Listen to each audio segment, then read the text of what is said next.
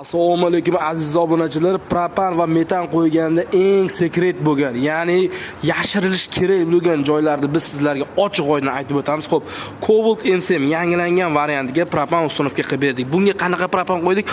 65 talik chanalar bilan ustunovka qildik. Ko'pchilik tabletkani xohlaydi. Tabletga qo'ysangiz haqiqatan bagajingiz katta bo'lib qoladi, lekin bitta minusi keladigan bo'lsa, siz xohlaysizmi uni tabletga qo'yganingizdan keyin oz miqdorda tagida suv yig'ilib balonni chiritish xavfi bor. Siz faqat kafolat bilan mana shu 65 talik qo'ysangizgina 700 km yurasiz. Hammaga tabletkada 400-450 km yurishingiz mumkin. Yana sizni xohishingizga qarab har qanday ustunovka qilib beraveramiz. Xo'p, bu avtomobilimizga qo'yib bergan jihozlarimiz ustunovka holatiga bitta ahamiyat berib qo'yasizlar. Yoqqan bo'lsa bitta laykni ham ayamaysiz.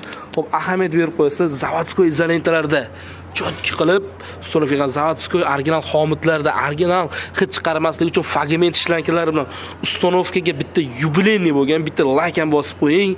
Xomutlar ko'rib tursangiz zajimlarni ham chotki qilib stak miyalari bilan kafolatini ustunovka qilganmiz.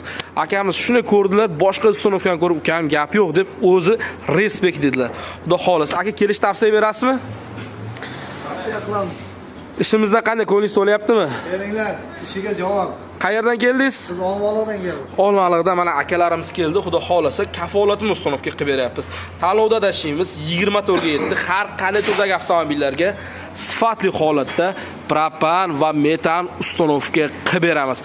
Mana shuni farsunkani joylashtirishga ham juda ham katta ahamiyatga ega. Mana shu joylashtirishlar ham 24 ga yetdi bonuslar bilan ustunovka.